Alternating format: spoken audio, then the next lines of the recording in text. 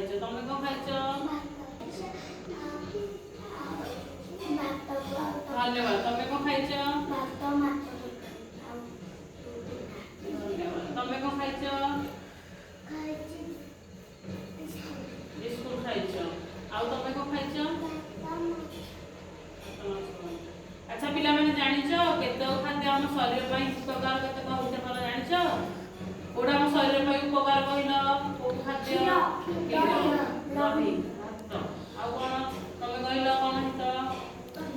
କ୍ଷୀର ହିତ। ଧନ୍ୟବାଦ ସମସ୍ତଙ୍କୁ। ଆଉ କେତେ ଖାଦ୍ୟ ଆମ ଶରୀର ପାଇଁ ଅହିତକର ଜାଣିଛ? କିଏ ଜାଣିଛ କହିଲ ତମେ?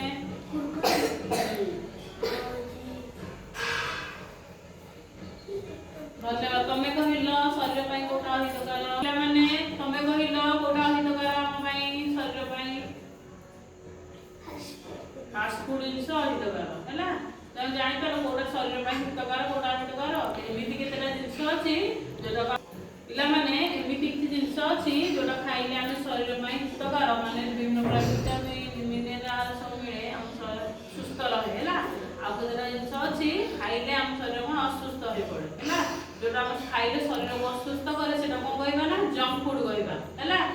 ଯେମିତି କି ଜଙ୍କ ଫୁଡ କେତେଟା ନାଁ କି ଜାଣିଛ? ଜଙ୍କ ଫୁଡ ଯେମିତି କୁରକୁରେ, ପିଜ୍ଜା, ବର୍ଗର, ଚିପ୍ସ, ଚାଉମିନ, ମ୍ୟାଗି, ଅଧିକ ତେଲ ଜିନିଷ ଏଇ ସବୁ ଖାଦ୍ୟ କଣ କହିଲ ଜଙ୍କ ଫୁଡ ରେ ଯାଉଛି। ଯେମିତି କୁରକୁରେ ହେଲା।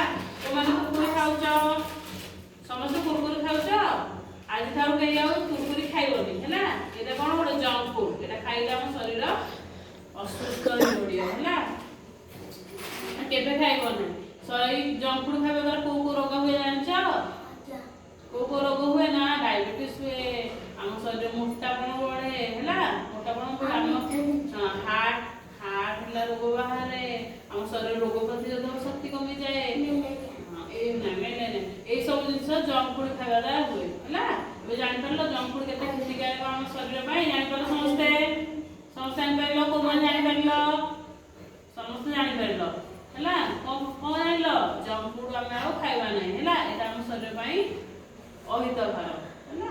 ଏରା ସବୁ ଖାଇଲେ ବିଭିନ୍ନ ପ୍ରକାର ରୋଗ ସୃଷ୍ଟି ହୁଏ ହେଲା। ଏଥର କହିଲ ଜଙ୍କ ଫୁଡ କୋଉଟା କେତେଟା ନାଁ କହିଲ ଜଙ୍କ ଫୁଡ ର?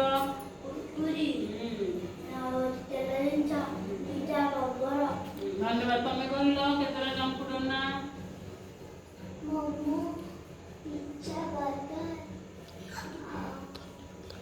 ଧନ୍ୟବାଦ।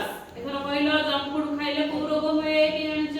କହିଲ ଡାଇବେଟିସ୍ ହୁଏ, ମୋଟାପଣ ବଢେ ଆଉ ଆମର ରୋଗ ପ୍ରତିରୋଧକ ଶକ୍ତି କମିଯାଏ ହେଲା। ଆମ ସ୍ମରଣ ଶକ୍ତି ବି କମିଯିବ। ତେଣୁ ଆଉ ଜଙ୍କ ଫୁଡ କେହି ଖାଇବନି ହେଲା। ସମସ୍ତଙ୍କୁ ଧନ୍ୟବାଦ ହେଲା।